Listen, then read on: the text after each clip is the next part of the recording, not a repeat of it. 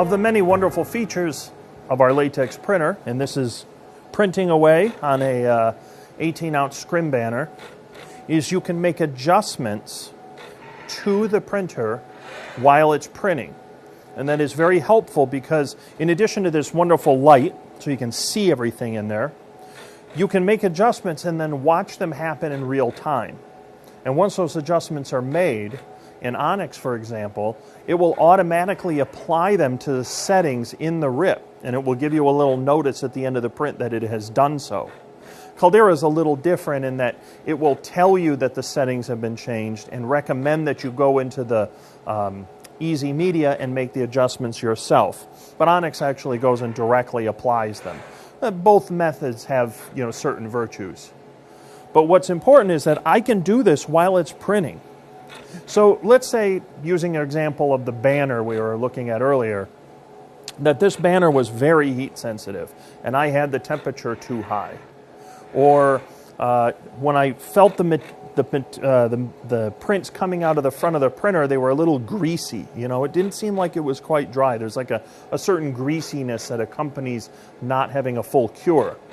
Well, if that's happened, you can probably make the changes while it's running. So in this panel here, under a printing job, there's an adjustments tab. And the adjustments tab let you adjust 4 things while it's running. You can adjust the curing temperature, which is the only temperature.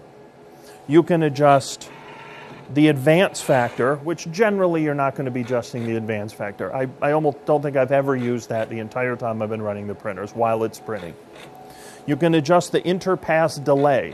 Let me explain what the interpass delay is because it's kind of cool. An interpass delay, I'm going to put one on it right now. As you turn it up, you're going to see that the print head carriage is going to pause a little bit at both ends. What you're doing, in a sense, is giving the printer a little more time at whatever pass mode. In this case, it's running at 8 pass. It's giving it a little more time at each turnaround to allow a little more cure. So everything is staying the same. Your speed is going to slow a little bit because the pause at the end is obviously going to slow it down some. But it's going to give it, at this speed, at this temperature, a little more dwell time to be able to go through the dryer. And that's going to allow you to, for example, get over that little hump where it's just barely not quite curing. You put the interpass delay on a little bit and presto, it's dry. The interpass delay, in a way, you could almost view it as having pass modes in between pass modes. So from 12 to 16 pass on this 360, that's actually quite a difference in speed. You're going from 124 square feet an hour all the way to 69 square feet an hour. But if you're at 12 pass, you can add some interpass delay, and it's almost like it giving you a 13 pass or a 14 pass. It's giving you a little room in between these larger gaps, and you can fine-tune by adding a little bit of pause at the end of it. So an interpass delay has some real value, and I want to explain what that is and what it does. The other thing you can do here is adjust the vacuum. So quite often, especially with a lot of papers, I'm printing and I think the vacuum needs to be at 30 or the category has it selected at 30, but I need more vacuum to hold it down. It's not staying flat. Some materials with a lot of memory like cardstock or polystyrene, I've been running a 015 styrene. Well, 015 styrene needs some vacuum to hold it down. You have to turn that vacuum up. And you can make those adjustments while it's running. Now, certain things like cardstock and styrene, you need to have that vacuum up before you even get to this stage. But some things you can fine-tune that vacuum, and it can really make a difference when you see it happening in real time. If you give it just a little time, you'll see everything smooth out, and it will go normal if you're willing to be patient and watch the interaction of the vacuum with the printer. So again, you have curing. That's fairly straightforward. You can lower and adjust the temperature. You have advance factor that is actually adjusting the advance. For the most part, I've never had to use that, but it is there. It is the advance factor adjustment. I take that back. Sometimes I use the advance factor on really high-speed banner.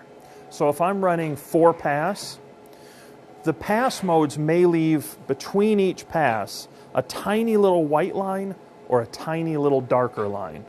And if you adjust the advance a little bit up and down, you can tune in that pass alignment till it's almost perfect.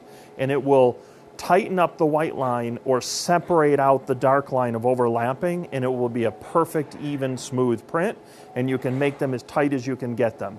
I use the advance factor when I'm running really high-speed 4-pass prints. That's my primary use for it. Interpass delay, it's used a lot in backlit, heavy ink load things. I use it on some temperature-sensitive medias. It might be a 12-pass with a little bit of interpass delay on it to kind of get me a little bit more dwell time. And then also your vacuum, and I use vacuum regularly. These are fine-tuning media, and when you're done, you hit Save Changes, and then the printer just continues right on and applies these changes while it's running. It's very simple, it's easy, it's on-the-fly printing. This is a feature of the printer. It's actually on the older latex printers as well, but it's particularly developed and robust on this printer.